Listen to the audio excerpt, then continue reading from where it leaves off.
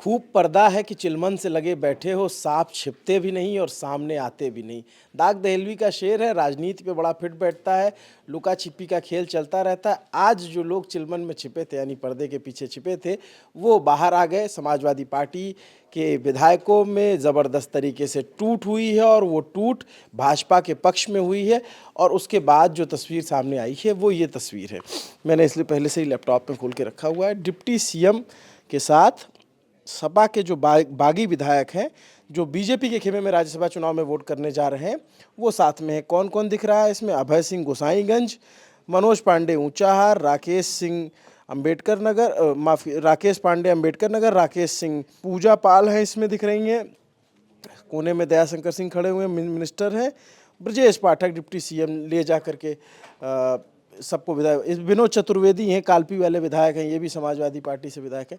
तो जो कल शाम के वीडियो में मैंने बताया था कि सपा में टूट होने वाली है और सपा के विधायक उधर संपर्क में है, राज्यसभा सीट जो तीसरी सीट है वो फंसी हुई है, तो बहुत सारे लोगों ने कमेंट किया कि आपके सूत्र गड़बड़ हैं, ऐसा नहीं होगा, ये विधायक ऐसे इधर से उधर नहीं जाएंगे, ये तो पक्के वाले हैं। तो जो पक्के वाले थे उसमें से मैं आपको 8 नाम बता देता हूँ। 8 विधायकों ने अब तक समाजवादी पार्टी के खेमे से क्रॉस वोटिंग की है और वो 8 विधायक हैं जो जिनको जिनको खुद ब्रजेश पाठक डिप्टी सीएम लेकर गए थे। वो 8 विधायक हैं: राकेश प्रताप सिंह, राकेश पांडे, अभय सिंह, मनोज पांडे, पूजा पाल, विनोद चतुर्वेदी, महाराजी प्रजापति, आशुतोष मौर्य। 5 सवर्ण विधायक हैं, 3 जो है पिछड़ा वर्ग से आने वाले विधायक हैं। तो एक जो पीडीए का फॉर्मूला तैयार कर रहे थे अखिलेश यादव, उस फॉर्मूले पे भी चोट करने की कोशिश बीजेपी ने की है। उसके बाद बयान भी आया और अखिलेश यादव ने कहा कि ये जिनको लाभ चाहिए था वो लोग चले गए। ये लोग तो किसी ने पूछा कि ये कद्दावर नेता है, तो बोले कद्दावर उद्दावर नेता नहीं है, कद्दावर होते तो फिर रुके रहते। सत्ता से लड़ना सबके बस की बात नहीं है। फिर एक लाइन बोली कि राम गोपाल जी का इंटरव्यू आया तो उसमें उन्होंने कहा कि बाबा जी सबको पंचम तल पे बैठाए हुए हैं, तो कह रहे हैं कि किसी ने कहा कि पंचम तल से इनकी अंतरात्मा की आवाज़, पंचम तल जो मुख्यमंत्री का कार्यालय है उसको कहा जाता है, तो कह रहे हैं कि इनकी अंतरात्मा की आवाज़ वहीं से आ रही है। अभय सिंह जो गोसाईगंज से विधायक हैं, बाहुबली छवि के नेता माने जाते हैं, हमने उनका एक इंटरव्यू भी किया था, आपने देखा होगा यूपी चुनाव के दौरान। तब वो कह रहे थे कि हमारे ऊपर मुलायम सिंह जी का बहुत एहसान है, हम पार्टी नहीं छोड़ सकते, हम सपा में ही रहेंगे। लेकिन सत्ता से उनकी नज़दीकियाँ समझ में आती थी, लखनऊ से जो तस्वीरें आती थी या जो बातचीत समझ निकल के आती थी, तो वो आज राज्यसभा के वोटिंग पैटर्न में भी दिखा। जो 8 विधायक टूटे हैं उनमें विनोद चतुर्वेदी जो कालपी से विधायक हैं, जालौन की सीट है, वहाँ से वो निषाद पार्टी के कैंडिडेट को हरा करके जीते थे। राकेश पांडे के बेटे अंबेडकर नगर से सांसद रितेश पांडे बसपा से जीते थे, वो 2 दिन पहले ही भाजपा में शामिल हुए।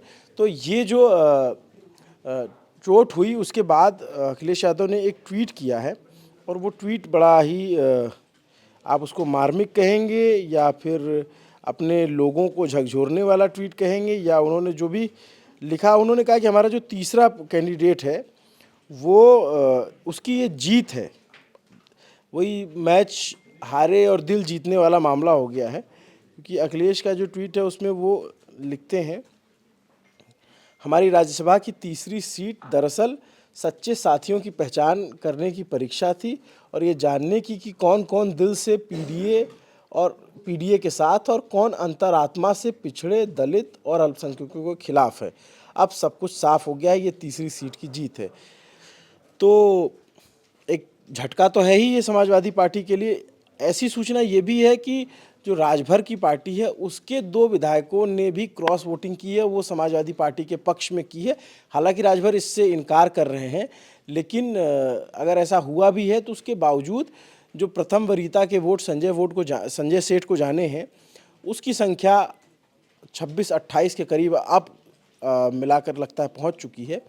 और समाजवादी पार्टी का जो तीसरा कैंडिडेट है उसको वो वोट 20 के करीब वोट मिलेंगे। तो लगभग ये साफ हो गया है कि अब तीसरे कैंडिडेट के तौर पर बीजेपी के कैंडिडेट की जीत होने जा रही है। समाजवादी पार्टी को यहाँ भीतरघात का सामना करना पड़ा और ये भीतरघात ऐसे वक्त में हुआ, और खासकर मनोज पांडे जो ब्राह्मण चेहरा माने जाते थे समाजवादी पार्टी का, अब इस केस में तो ये हो गया कि न घर न घाट वाला मामला हो गया कि मनोज पांडे ने टिप्पणी की थी स्वामी प्रसाद मौर्य पे, स्वामी प्रसाद मौर्य छोड़ के चले गए पार्टी और मनोज पांडे ने चीफ विप से इस्तीफा दे दिया और वो भी पार्टी ऐसे वक्त में उन्होंने इस्तीफा दिया। ये भी एक अपने आप दिलचस्प खेल है कि अगर विप जारी कर दे तो विप के खिलाफ अगर विधायक वोट करते हैं तो उनकी सदस्यता जा सकती है, उनके ऊपर कार्रवाई हो सकती है। तो जब चीफ विप ने इस्तीफा दे दिया तो फिर विप जारी कौन करेगा, और एन मौके पे किया। तो ये काफ़ी विश्वास पात्र लोग जो जैसे ऊंचाहार से मनोज पांडे कई बार के 3 बार के विधायक हैं, जीतते हुए आ रहे हैं, तो ये जो समाजवादी पार्टी के लगातार खेमे में थे और ख़ासकर कि आशुतोष मौर्य जो हैं उनको तोड़ा है, पूजा पाल को तोड़ा है, और प्रजापति की पत्नी महाराजी देवी जो गायत्री प्रजापति की पत्नी, उनको तो 3 विधायक उस खेमे से भी तोड़ा है, 5 विधायक संवर्ण गए हैं। तो अब बड़ा संकट है। अब ये जातिगत गोलबंदी किस हिसाब से फिट की जाएगी, इसका आने वाले 24 के चुनाव में क्या परिणाम देखने को मिलेगा, ये भी अपने आप में देखने वाली बात है। रामगोपाल यादव काफ़ी चिढ़े हुए नजर आ रहे हैं इस पूरे प्रकरण के बाद। ऐसा है जैसे बरसात के सीजन में कुकुरमुत्ते उगाते हैं और बाद में टूट जाते हैं। कुछ कुकुरमुत्ते हर पार्टी में होते हैं, बीजेपी में टूटन हुई, बीजेपी वो तो ऐसे ह्यूमन नेचर, आदमी परफेक्ट नहीं होता है, तो पहचान में तो गड़बड़ी किसी से भी हो सकती है। इससे कुछ सबक लेगी समाजवादी पार्टी के, वो भी छोड़ के चले गए हैं, एनडीए के पाले में चले गए। दावा किया जा रहा है अभी और टूटेंगे, अभी ऐसा और है। वोटिंग होगी। ऐसे दावा तो चलते रहते हैं, लेकिन जिन्हें जीतना हमारे पार्टी के उम्मीदवारों को वो जीत चुके, कोई खतरा नहीं। 1-2 और चले जाएं तब भी कोई खतरा नहीं है। आपका दावा तीनों प्रत्याशियों के लिए कैसे जीतेगा सर? 1 से 2 वोट मिल चुके हैं, 1 से 2 वोट मिल चुके हैं। सभा का भोज रास नहीं आया क्या समाजवादी पार्टी का भोज रास नहीं आया समाजवादी पार्टी के कल शाम का। नहीं, विधायक वो मन से हमारी पार्टी के साथ नहीं थे, गलती से इधर आ गए। समाजवादी पार्टी क्या सर इससे कुछ देखिए चुनाव के कार्रवाई करेगी? क्या करेंगे, चुनाव के वक्त तो ऐसा ही होता है। चुनाव के वक्त जनता डिसाइड कर देती है किसको रहना है किसको नहीं रहना है। अखिलेश यादव थोड़ा काम है, थोड़ा गुस्से में है, थोड़ा झुंझलाहट है, कभी कभार कैमरे पे सामने आती है। बीजेपी उस मुद्रा में है कि हमने जीत हासिल कर ली है, और इस तरह की किस तरीके से लोगों को पाले में लाएगा, ये अपने आप एक इनसाइड स्टोरी है कि किस विधायक को कौन नेता साध रहा था, किस जाति के नेता से किस जाति का नेता संपर्क कर रहा था, ये सब कुछ एक फैक्टर है और ये सब कुछ मायने रखता है इस चुनाव में। अब जब ये तय हो गया है कि बीजेपी का तीसरा कैंडिडेट राज्यसभा जाने वाला है, लगभग नतीजे आने तक तो हम श्योर नहीं कह सकते, लेकिन ये तस्वीर से जिस तरह से डिप्टी सीएम ब्रजेश पाठक के साथ जो है सपा के विधायक हाथ लहराते हुए गए हैं, उससे तो सब कुछ क्लियर ही है। अब 24 के चुनाव पे इसका क्या प्रभाव पड़ेगा और इन विधायकों का क्या होगा, क्या ये अपना विधायकी से इस्तीफा दे देंगे, दोबारा चुनाव में जाएंगे, या समाजवादी पार्टी क्या कार्रवाई करती है। कम से कम 6 साल के लिए निलंबन वाली जो कार्रवाई होती है खाना पूर्ति के नाम वाली, वो तो करनी ही पड़ेगी। बाकी लखनऊ से जो भी अपडेट आता रहेगा हम आप तक पहुंचाते रहेंगे। नमस्ते, मेरा नाम अभिनव पांडे है, देखते रहिए दी ललन टॉप। शुक्रिया।